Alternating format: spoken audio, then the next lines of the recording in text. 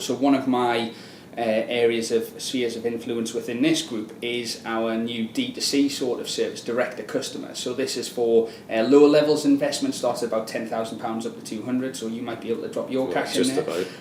We've got JICEs for children. On a serious note, though, do you just deal with high net wealth individuals? Not at all. No. And again, this is a really interesting thing. So our average customer, and you could read this through our annual reports, is in their 60s and they've got 450 grand.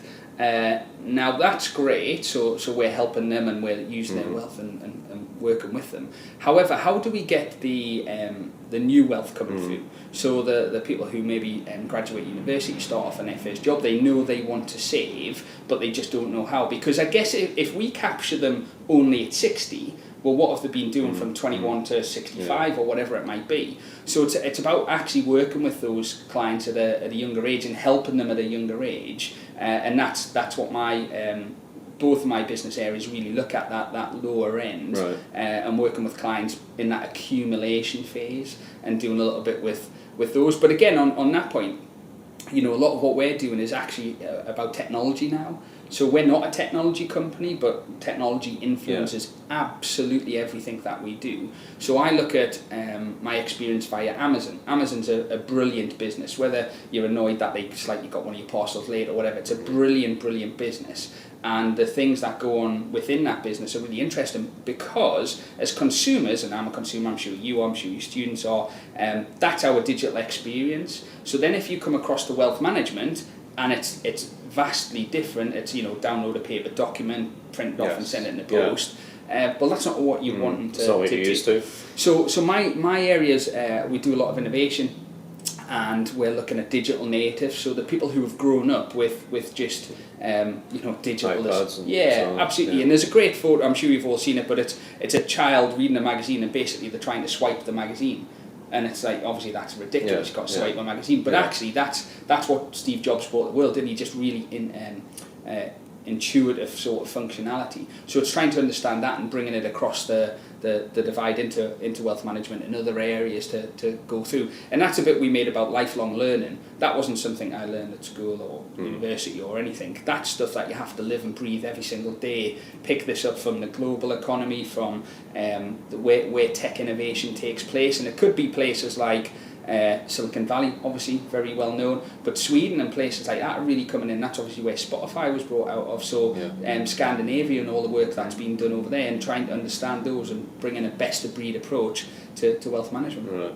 It sounds like a really interesting job, Gareth, I have to say. Every now and again. Yeah, it is, because you do want to bring wealth management to different areas, because I kind of look and go, well, if I had £100,000, I would want it looked after by a professional. I've worked really hard to attain that level of asset. But if wealth managers go, we only deal with people who have got £450,000, then how do you access that? And then you become, you make your own trades, and that becomes a big challenge, because you're not always going to get them right, kind of thing. So we want to build those relationships, long into the future. And then one of my services, my youngest client's 5 months old, as their parents bill for their future with a view, put it in 18 years' time, hopefully it'll cover the university fee. So let's hope I'm here to see that.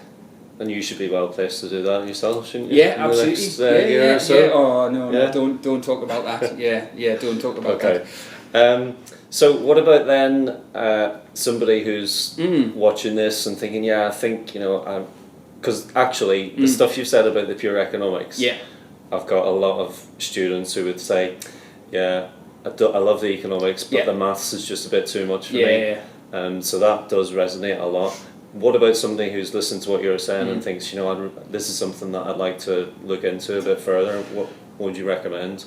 A bit of what Ron said in the first episode, about spending some time getting to think about that. He was talking about gap years and stuff like that. Work experience is really important. Just showing an interest. Work experience is a really interesting one. We don't have a formal work experience process. You have to know someone to kind of get in. Secret handshake. Yeah, secret handshake, exactly right. And I'm not revealing it on this podcast. Yeah, I think some of it is a little bit of actually just understanding what's going to make you interesting to an employer.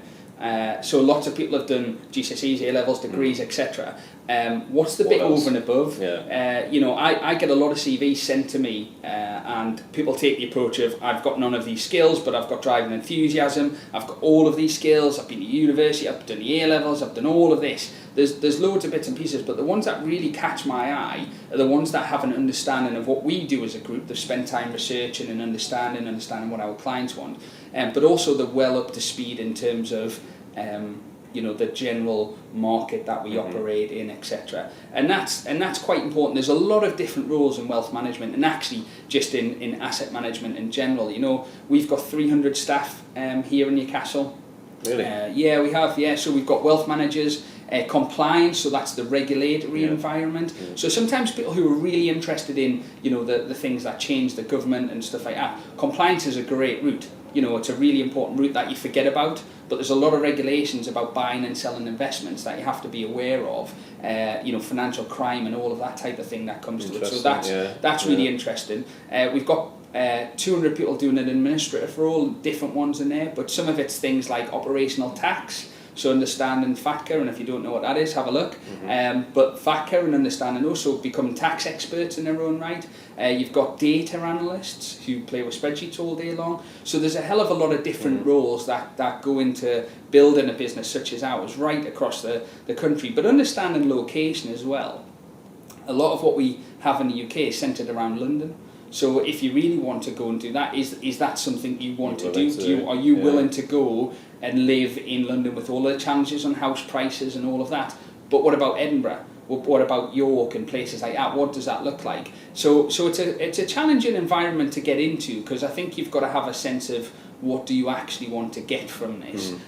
High salaries, loads of holidays and stuff like that won't get you anywhere, to be honest. If that's all you're after, you have to come in and learn your job. And certainly if you think we're dealing with clients' wealth, would you want to give your money to someone who's been in a job 6 months? Well, actually no, and they have to learn, and they have to get the professional qualifications as well. So if you're going to be a wealth manager, you have to do those type of qualifications as well. Okay, it's really interesting that, I think working somewhere like this is a bit like working for a law firm, because people look at it and think, oh well, you're just a solicitor, but actually there's all these different job roles within that organisation.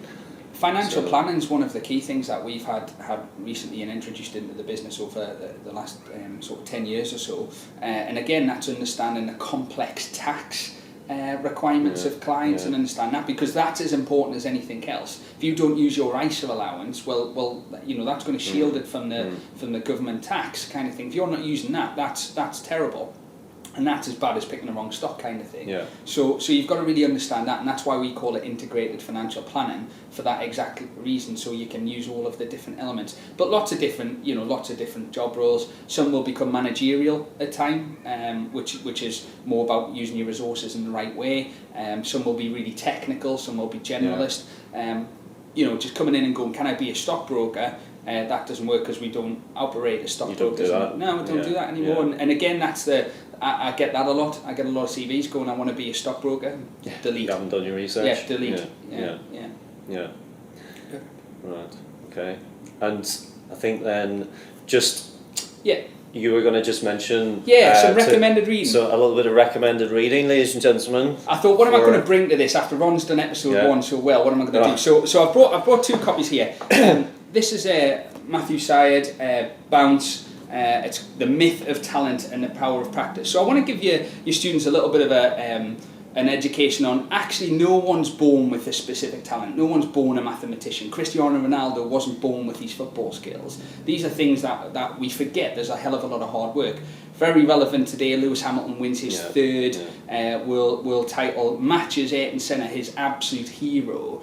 And Senna's view was it was all about determination, dedication and perfection. And I think there's a lot in that. He wasn't born a Formula 1 champion. Lewis Hamilton wasn't born a Formula 1 champion. They have to go through all of the bits, the kart races when they're much younger, do all of that. And Syed's book's really good. He's a writer from the Times, and he basically, the back says, can we all really be the best? is the idea of innate ability holding us back? Could the ability to fail and then get over it be fundamental to success? And this really resonated with me because undoubtedly I failed at university, I didn't complete it, but actually I think it's a valuable part of my success going through that. But understanding that whenever you see anyone who's successful in any role, you see the success.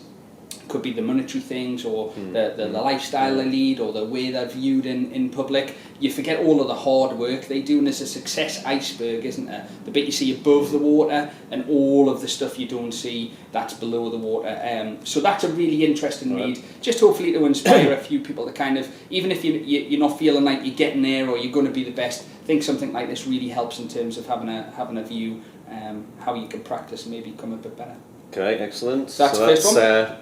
Matthew Said. Yeah. Bounce, ladies and gentlemen. There we go.